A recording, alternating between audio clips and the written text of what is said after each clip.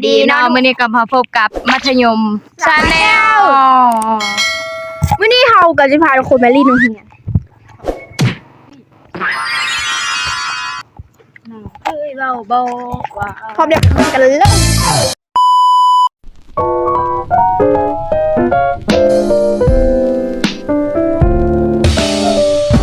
มัธยมชาแนล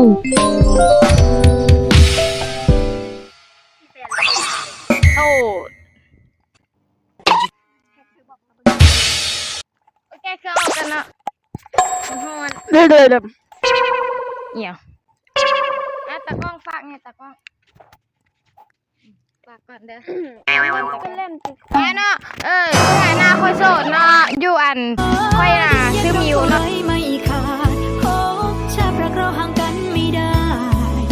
เมื่อบุกเพ อยู่เมืองเพลาดชัวเมืองเพลาดก็อยู่มาเพลาดเนาะสัมภาษณ์หนังนี่ต่อเนาะ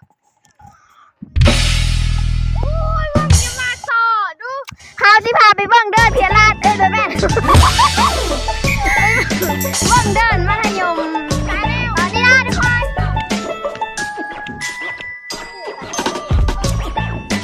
ุกคนเบิ่งมี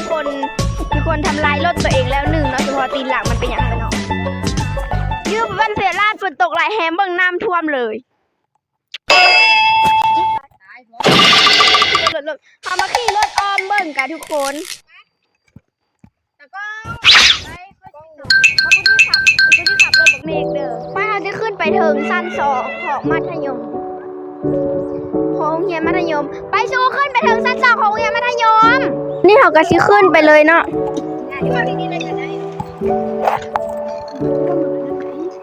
มันอันเดอร์เกาะขึ้นไปเลยละวะหัว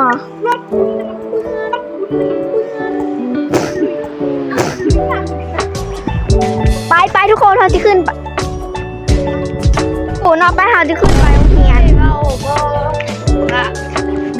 ไม่เห็นเงินที่5 บาทเนาะ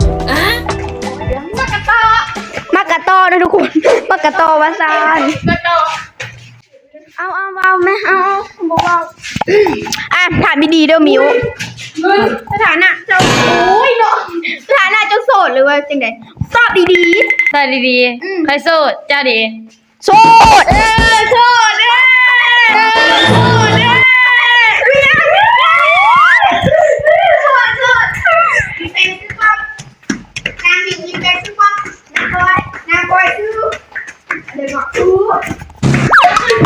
ตามนั่นเลยแหละ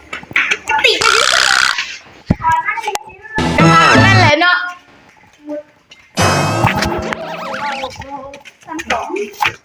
อันนอกก็รีวิวห้องอันนี้ห้องหมอ72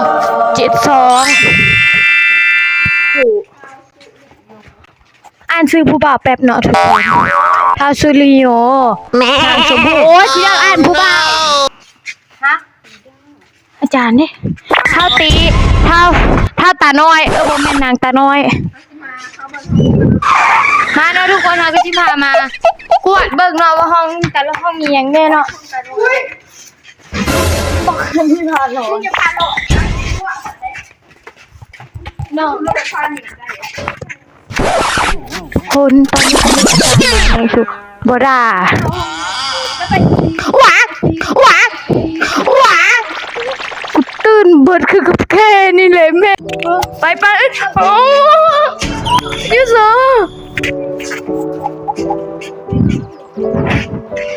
โอ้ยกูนึกว่าอั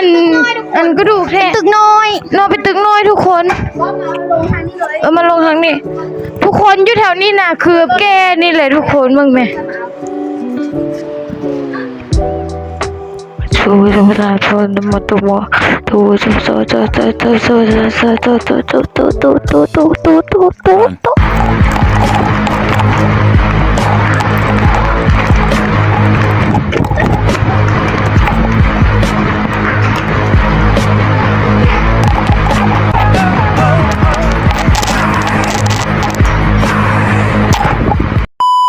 จานได้มาเนาะพากันเล่น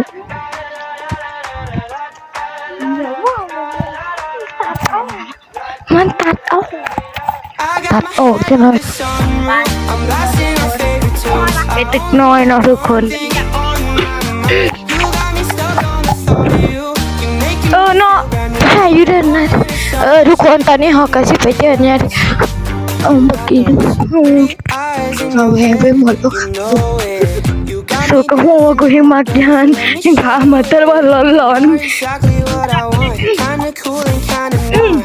บอกอีดำแล้วก็ดูนะจนตื่นกูเล่นเลยถ้ามันบ้อนกูลงมาโคตรทีละป้าทุกคนมาที่เขาก็ที่มาลงบวกบ่อยทุกคนดูดิคนเอาไปไหวเนาะเพราะว่ารถเขาต่ำเนาะทุกคนเอี่ยวโคเอามาพี่น้องทุกคนนี่เนาะเป็นดินแดนที่สวยงามเหลือเกินอีกเดือนหนึ่งนะทุกคนมาเบิ่งผู้บ่าวน้อยนะทุกคนผู้บ่าวน้อยหมอหนึ่งนะทุกคนรอบ่หลอกกับย่านะกูที่มาหาหลานกูนะหลานกูรอดูได้โอ้ยปกติแกกลัวโคตรบ่ให้หลานกูบักนั้นกูที่มาหาหลานกูเยอะตัดกูนะเดี๋ยวว่าอะไรกระเด็กกูอีกอุ้ยบ่มีเห็นเลยอันนี้ก็แม่นอันนั่นนะทุกคนวันยามนะทุกคนนี่เนาะทุกคนเขาก็ออกจากโรงเรียนแล้วเนาะทุกคนเขาเดินทางไปตอนนี้ก็เดินทางไปเดินเยี่ยมนะทุกคนนี่เนาะตากล้องนะทุกคนนี่เนาะตากล้องเขาเทียบตานี่เนาะทั้งเครื่องแดงเป็นทีมงานเขาเนาะอันเท่าเครื่องเหลืองก็คือกันเนาะอันนี้ก็งามเนาะเท่ากันเราเชื่อฟ้านี่เราอันชื่อเมฆเนาะตอนนี้ของการทำอันนี้ก็ยึดอันที่ได้ชื่อเราชื่อด่านเนาะเป็นที่ห้องเราชื่อแดงเนาะเพราะว่าเสื้อเราชื่อแดงถ้าวันนี้ก็เสื้อเท้าฟ้ามันเดินจะใส่ลุงหนามาตอนนี้ของการจีลูกพ่อทุกคนนี่เนาะเป็นตู้ธนาคารเนาะเป็นตู้กดเงินเนาะและอันนี้ก็เป็นบันติโต้เนาะติโต้ก็ได้เนาะทุกคนอันนี้ก็เป็นป้ายนะทุกคนตอนนี้เราก็เดินทางไปเดินยาเทียมนะทุกคนนี่เนาะอันนี้ก็เป็นโรงเรียนประถมเนาะนี่เนาะโรงเรียนประถมเขายังไม่ได้ตัดงานเนาะมันเลยแบบพวกไว้หนึ่งเนาะนี่เนาะทุกคนอันนี้ก็เป็นตลาดนะทุกคนตลาดนักกีฬาทุกคนอันนี้ก็เป็นตลาดนักกีฬาตอนนี้เมื่อกี้เครื่องปิวเนาะอันนี้ก็เป็นตลาดนะทุกคนเมื่อกี้นี่เครื่องปิวอันนี้ก็เป็นห้างขายรถไฟฟ้าเนาะห้างจีนเนาะอันดอกบัวตอนนี้เขาก็เริ่มออกร้านแล้วเนาะทุกคนดีใจขนาดได้ตัวที่รถกูมีคลิปแล้วจะให้เพื่อนดูนะนี่เนาะทุกคนอันนี้ก็แบบอยู่หน้าวัดเนาะทุกคนงามเฮียงวัดบ้านเขาเนาะนี่เนาะทุกคนนี่เนาะเป็นกำลังปรับแปลงใหม่อยู่เนาะอยู่ไหนให้งามทุกคนอันนี้ก็แม่นพ่อเขาเนาะไม่ใช่อันนี้ก็แม่นงานศพเนาะทุกคนอันนี้เขาบ่ถ่ายให้เบิ่งเนาะเพราะว่ามันมีงานแบบงานดีทุกคนตอนขึ้นทุกคนเสียวเกินแถวนี้มาลิ้นนะทุกคนดินโลนะทุกคนเมื่อกี้ดินโลสวยโอ้ยว้าวไปสักว้าวไปสักชาติว้าวหายไปแล้วทุกคนอันนี้ก็เป็นตั้งมันเนาะเพื่อนเพื่อนในห้องนะทุกคนไปนะทุกคนอันนี้อุ้ยตายตกโอเคอันนี้ก็เป็นทางขายโทรศัพท์นะทุกคนอันนี้เป็นสามแยกนะทุกคนโอเค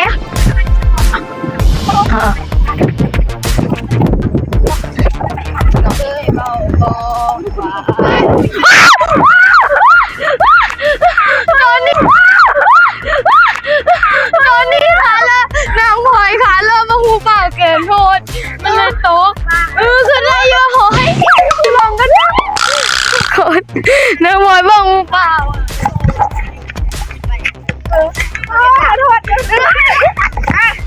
ไปย่าเทียมมาเนาะทุกคนเมื่อกี้นี่หนังหอยขาดตกนี่เนาะโอ้ยเกือบตกแม่อย่าชุเลอีกเดือนหนังหอยมานี่หนักได้ปะนี่คนยังเสียโสมนี่เนาะใกล้เชียวบานเนาะเมื่อวานนี่เห็นบักไอดินเด้เมื่อวานนี้ยังเมื่อคืนนี้มึงก็มาก็ป่วยทำไมเดินยาเทียมเป็นมึงมาเลยมึงอันนี้เป็นปั๊มน้ำมันเก่านะทุกคนถนนนักเรานำคอยกระซีเข้ามาที่นี่เนาะทุกคนสถานที่เก่าน้ำมันบ้านขายน้ำมันนี่เนาะเป็นเดินยาเทียมเนาะอันนี้ฮอตแล้วเนาะทุกคนเดินยาเทียมเดินยาเทียมมาเลยเหรอสู้กับไข่เนาะ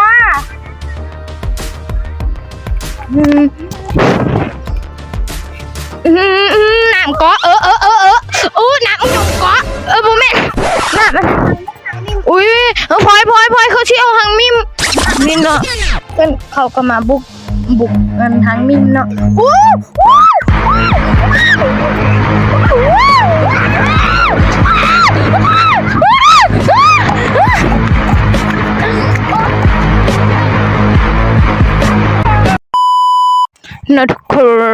ตอนนี้ก็ให้2คนนี้รีวิวก่อนเนาะเพราะว่าเฮาสิไป กวาดทางเมมกวาดทางเมมกวาดทางเมม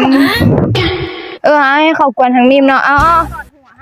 ต้นหัวให้ได้นี่ไหมเนาะสถานะค่อยโสดเด้อจีบมาได้เด้อก็เดี๋ยวเอาไว้นี่เด้อเฟซเด้อซื้อเฟซซื้อเบอร์เอาไว้นี่เด้อเอาไว้นี่เด้อเอาไว้นี่เด้อเฟซกับเบอร์เอาไว้นี่เบิดเด้อแล้วทักมาหาค่อยได้เด้อถ้ายังโสดแม่นบ่ถ้ายังโสดเนาะเอาโสดทำเด้อเฟซนางนี่ทำเด้อถ้ายังโสด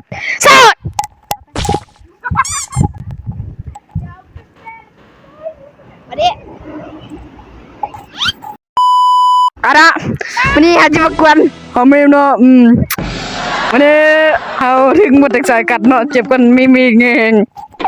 เอาละนางพรวันนี้รักแซ่ชิไปใส่กับหูชิไปอันบานโอ้เนาะเขาก็จะมามันที่บ้าเลยเป็นโซ่ดิภาษาพวกพี่บ้าเป็นจิเลนเนาะ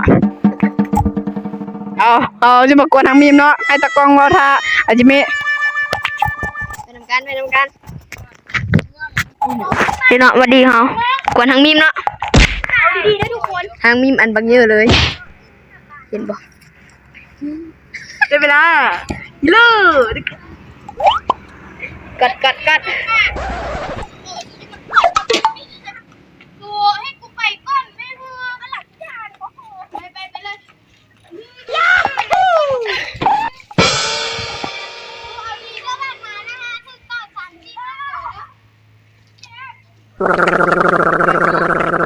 งบางใหญ่เลยทุกคนเอาได้ไหมมาเลยทุกคนอาจจะเป็นแย่กันเนาะทุกคน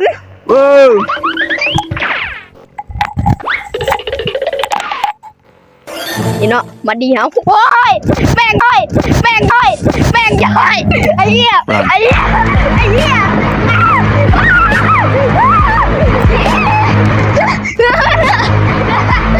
โอ้ยมันดังมากทุกคนนี่เหรอวันแรกสมัยทานแล้วนะมันนำมาแล้วไปเราสิไปหามาดีกันเนาะวัดสัมภาษณ์นะเมื่อยทุกคนแล่นมาโคตรไกลเลยเอาเนาะเราจะไปเบิ่งกันเนาะจะไปเบิ่งหางมีมเนาะว่าจะเป็นยังไงอุ้ยมันยังออกละวาดอยู่เลยทุกคน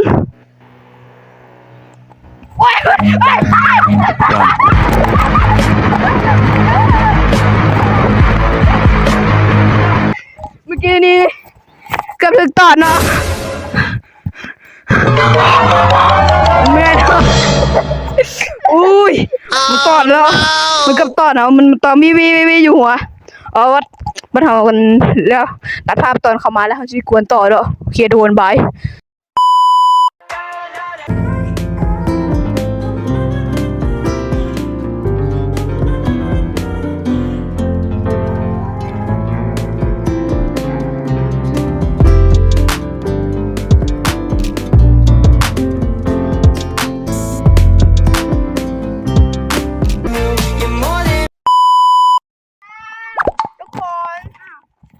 แล้วก็จบไปแล้วเนาะคลิปนี้เนาะ